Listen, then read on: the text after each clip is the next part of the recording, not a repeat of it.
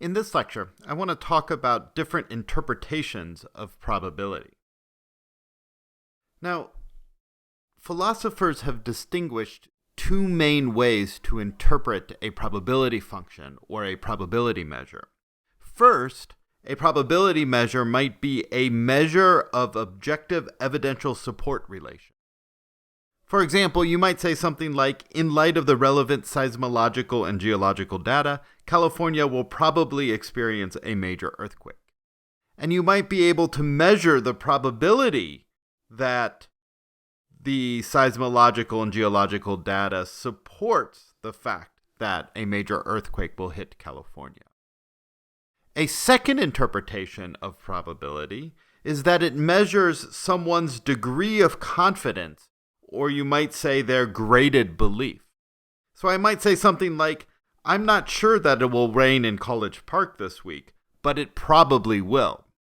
And the measure or the number that I would attach to the proposition that it will rain in College Park this week is a measure of how confident or how likely I think it is that it will rain in College Park this week. Let's start by thinking about probability in this objective sense.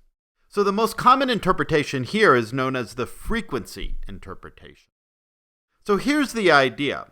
Suppose that P is an actual population or collection of objects. And we have to assume that P is non-empty. That means P has at least one object in it, and that it's finite. It's not an infinite collection of objects.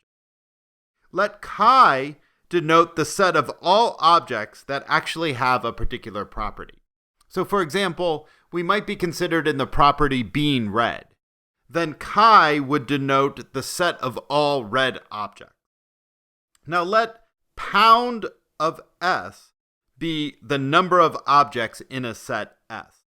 So if S is equal to the letters A, B, C, then pound of S is going to be 3 because there are 3 objects in this set S, namely A, B, and C. So using this idea, the idea of just counting objects in a set, we can define the actual frequency of chi in a population P in the following way. Well, it's just the number of things that have the property chi and are in P divided by the total number of things in P. So here's the basic idea. So this box here is, you can think of it as the set of all possible objects. We restrict attention to a population P. This is the population of objects or the collection of objects we're interested in. And we're interested in some property chi.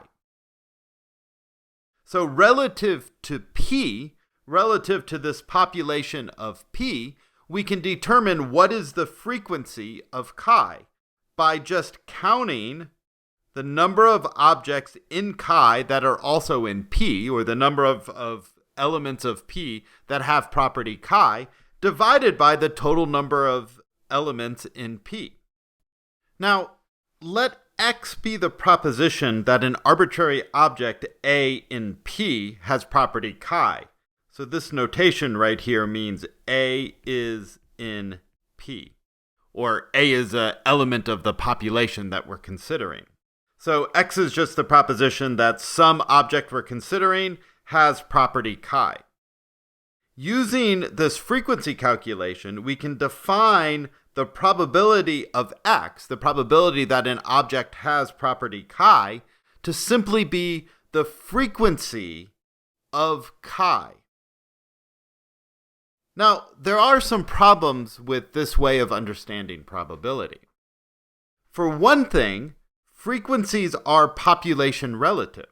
So if an object A is a member of multiple populations, then this may yield different probabilities because after all, we defined probability to be the frequency, and frequency is only defined once you fix a population. So as you look at different populations, a single object might be contained in all of those different populations, and the frequency of chi might differ in all of those different sets of populations. And that will yield different probabilities for a single proposition. But of course, we think of a proposition as having a single probability. So the probability that a particular object A is red is a particular number. And it isn't really relative to which populations you're considering. And here's another problem.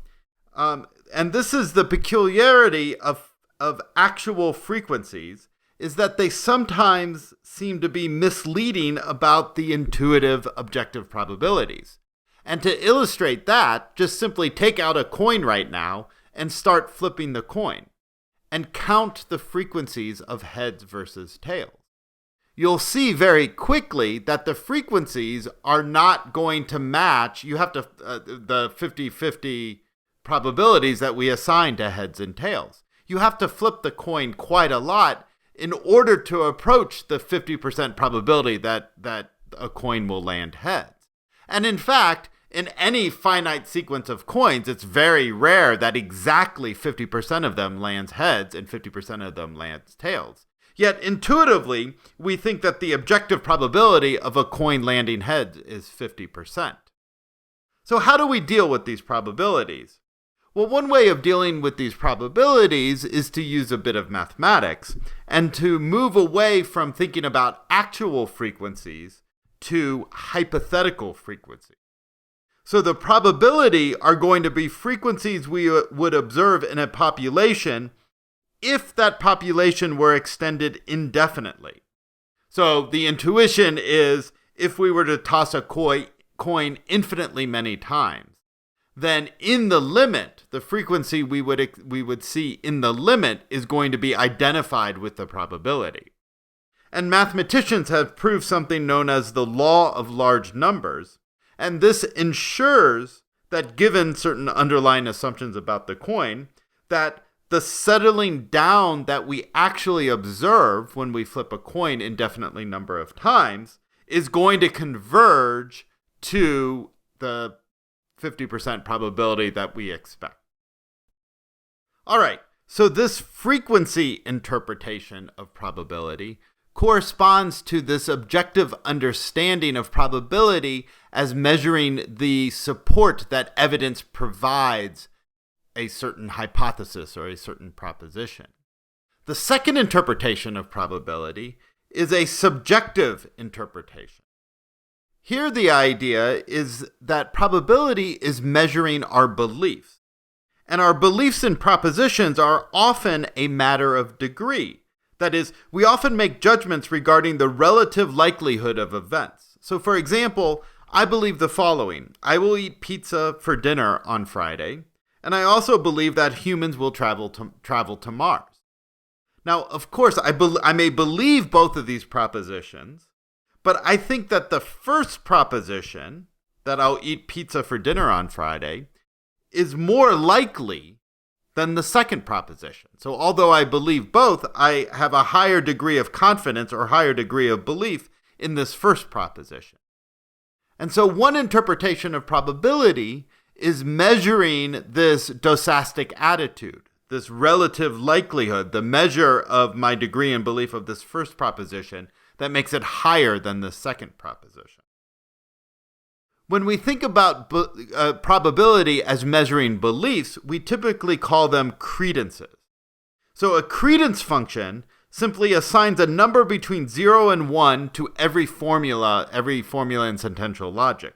So for a formula phi, let CR of phi be the credence for phi, or the credence of phi. And so the idea is that CR of phi is a measure of an agent's belief that phi is true. Now, as we've seen, the credences of humans sometimes deviate from the probability calculus. So for example, in the conjunction fallacy, this is a case where the credences that humans attach to a conjunction sometimes are higher than the credences that the human attaches to one of the conjuncts. And that is contrary to the laws of probability. However, we can give arguments that an agent's credence should satisfy the laws of probability. So there are various arguments that philosophers and economists and statisticians have provided that justify or argue that your credences should satisfy the axioms of probability.